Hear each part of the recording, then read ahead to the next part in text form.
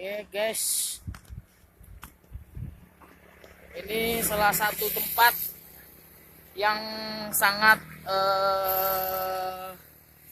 digemari orang untuk bersuah foto, yaitu tulisan Pringsewu.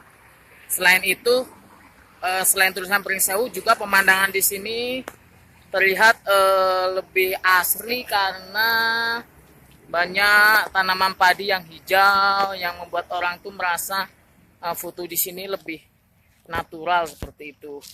Dan ini salah satu lokasi yang memang sangat-sangat kalau menjelang sore sering digunakan untuk foto bersama, baik keluarga atau teman atau yang lainnya. Oke.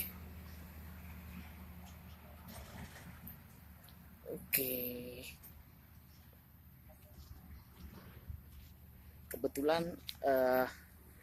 ada orang yang memang lagi foto di sini. Ya, seperti itu.